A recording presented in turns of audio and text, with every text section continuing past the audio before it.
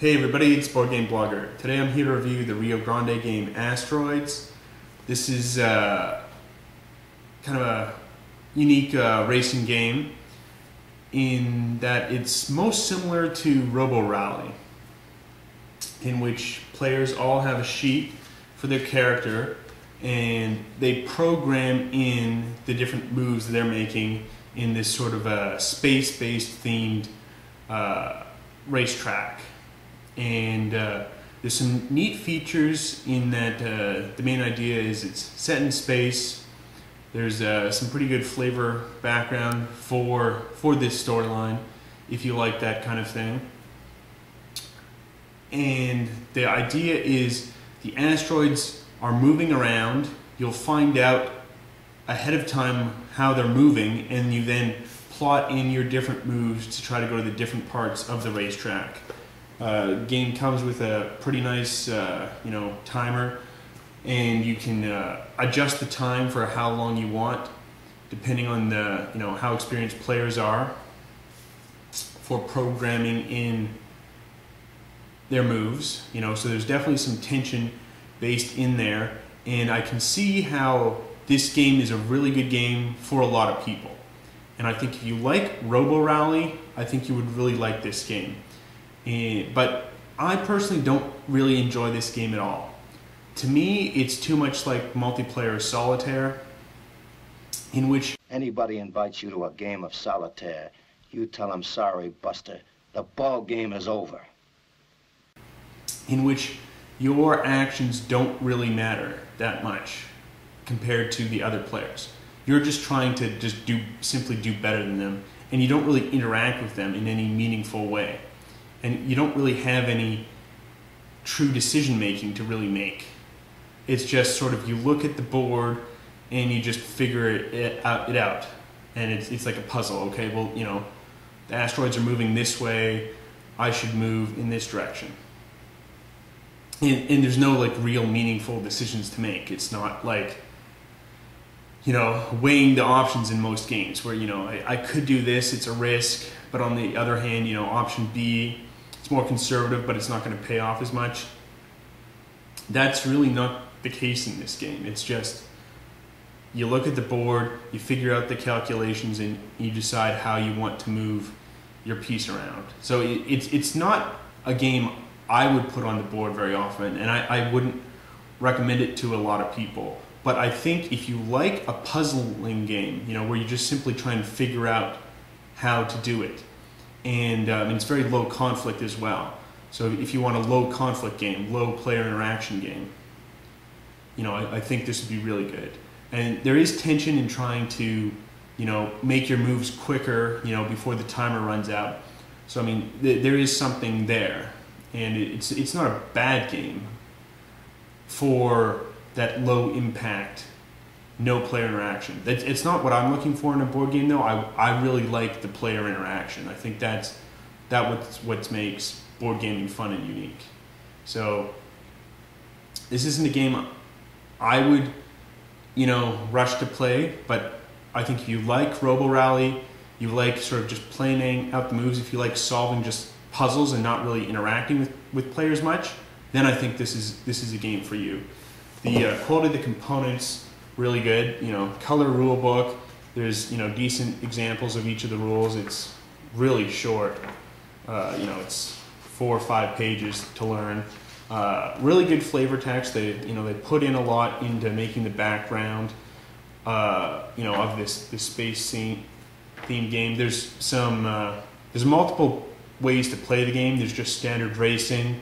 There's shooting targets and stuff. So I don't think you'll get bored too quickly if this is the type of game you like. Quality components, the cardboard's good, solid. The asteroids. One of the things I don't like about the components is, you have the different asteroids you place on things, and so, these are immovable sort of space viewing pods, and on both this side, I flip them over, and here I've got a blue asteroid, and here I've got a landing platform. And so sometimes it can be difficult if you're setting up the game that, they're double-sided, but it's not the same things on the double sides. It would be nice, if on every like blue asteroid, the reverse would be a red asteroid, and it's just not always the case like that. So it can be difficult to set up, just finding the right tiles to put on the board. Other than that, though, the pieces are good. You know, the different characters that you can play, the different space pilots is good. There's some additional advanced rules where they all have some kind of unique maneuver, or if you want a more sort of egalitarian game, you can take away the unique ability and everyone's just a standard pilot. The one thing I think might be concern for the long-term play of the game is the spaceships itself. The way they stand, they don't stand flat, but there's three pegs to hold them up, and I could just see, you know, one of these pegs breaking off really easily. I mean, it's not a peg, but kind of a, you know, it's not, you don't have to stick it in there yourself. It's built that way on the plastic, but it just looks like one of the three legs, if you will, of the spacecraft could break off pretty easily, I think. I mean, it hasn't happened to me yet, but I could see, you know, over like a year or two of play, if you're playing the game pretty regularly, that could happen, and then it would just be tough to wobble on, you know, and you'd have to lay them upside down or something. So, other than that, though, it's good. You've got massively huge dice for playing. It's a good game, though, for the planners. Like, quality components, decent, pretty good. It's not my kind of game, but I think if you love Robo Rally, get this game. If you're interested in a very, very low conflict game where you're simply just trying to do better than your opponents, you're trying to be quicker than your opponents, but not actually interact with them, then this is the type of game for you. But why don't we take a look at the board and how it's played. But again, this isn't a game for everyone, but it could be a great game. Okay, so here's a board with a little bit of setup. One of the things that is nice about this game is, you know, you could initially set up the asteroids in any way you'd want, in any type of placement you want. So it's, you know, it's always, you can make it always be a different board each time. So I think there's definitely some good replayability there. Now the idea here in a standard basic racing game is to take your spaceship and get them onto each different of the markers that have this sort of symbol on it here. So that would be an example of a checkpoint. So you need to race through to all the checkpoints and make yourself there. So what happens first is we've got the dice over here that we all roll. So one player, you know, will just roll the dice and we see what happens. So we've got a red 1, white 4, and a blue 5. So that controls the movement of the different asteroids. So if we zoom in a bit here, and it was a red 1. So what will happen is everyone will make their plots for how they want to move their pilot using a sheet here, and I'll explain that in a bit. But what will happen is you make the plots for where you want to take your spacecraft with the foreknowledge of where the asteroids are going to move, but they have not moved yet. Then what happens the asteroids will move, and then your space pilot will move. So here, because we got a red 1, we know it's the direction 1 here, and it will move 2 spots. And then all the red go first, then all the white, then all the blue. Some of these pieces, see this one, it is both blue and white. The ones with the rings around it, you can tell it's 2 colors. So it would move on white dice roll and on blue's dice roll. There's also different numbers on the tiles. So this one is number 11 and this one's number 20, and that's the priority. So you would move the blue 11 first before you move the blue 20. So in case they ever conflict, that's how that is solved. So I might not be putting the tiles back, where they really were just when I picked them up to show, but that's just for the demonstration purposes of this game. So what would happen is we've rolled the dice.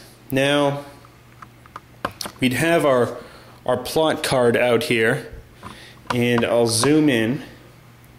And let's say our space guy,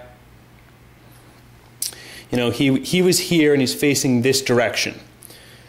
Well, once all the dice are rolled, we set the timer to go off. So we got it here, and depending on the type of game you're playing, you can put in different time. So let's say we've got 30 seconds to make all our moves. So set the timer going. Everyone's making their moves. I'm looking where I'm going to see the asteroids move here. And it's kind of dangerous here because I know the red one's going to move, and it'll hit me there, do a damage, but it won't actually go into me. So I definitely want to leave my shield on. That's an option. But here I'll put in, move forward, 1, 2, and I've ran out of time. So I'll keep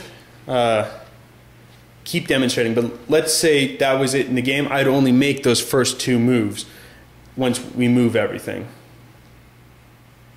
But I'll continue plotting. This one is to the right, so you pivot right one and then you move forward. If it was a left one, it would pivot left and move forward, because that would actually drive me into the asteroid. I would take a damage, or 2 damage if I don't have my shield on, and end the turn. This here is the final one. It can give you 1 extra movement, or you can decide to keep a shield on at the end. So it's always kind of good to keep the shield on if you haven't calculated everything right away. And there's sort of the 3 standard moves: forward, left, right. There's back, which just simply turns you around. And in the advanced rules, there's the shooting, if you're shooting the targets. You can also, one of the advanced rules is you can actually destroy 1 asteroid once a game by running into it. Again, here you can actually have gone onto this. This isn't a real asteroid, this is just a platform. So earlier when I said it would end the turn, that would only be if it was an asteroid, if these were reversed, for instance.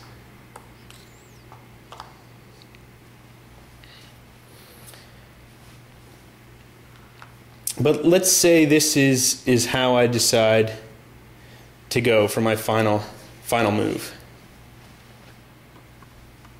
So now we configure, I'll zoom out a bit. We configure all the dice moves. So the red, this will move 1, 2 here. This will move 2 here. This one here hits the wall, can't go anywhere. This one moves 1. Stops because it can't push the blue asteroid. This one moves 2, and that's all our red. We then do the white, so this will move 1 here, and this will move 1 here.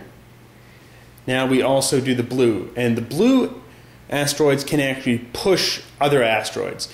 There's some solid objects that can't move, but the blue asteroids can actually push solid objects, other asteroids that is. So this one moves 5 here, 5 here, and 5 here. So now add that everything's moved. We then actually move where we've plotted our objects here. So we'll go forward 1, pivot right 1, and move. And that would be the movement. So the idea is everyone makes you roll the dice, everyone makes their plots, the timer goes off, maybe after a minute, you're just learning the game, and then you actually move what the asteroids say they should, and then you move your vehicles. So it's very low player interaction. You could just be, besting yourself, really, just playing against, you know, the time. So I don't really like this game, just because I don't think there's enough player interaction, and it's simply a race game where you can't affect the other players, can't make what I think are meaningful player interaction decisions. It's simply, okay, this is, you know, where I should go. You know, some race games you can at least, you know, make some more decisions on how you're racing, you know, when to speed up, when to take risks and stuff. And here it's just, you just simply plot your moves out. But again, I can see how this would be very attractive for a lot of people. And I think if listening to this review, you know, you have to decide what type of player you are for yourself, and if this game fits for you. It's not going to say a lot of table time amongst myself, but, you know, again, that being said, I think it could be a great game for the right mindset. And I hope this was a good review, helpful for your purchase or whatnot. And till next time, have fun gaming.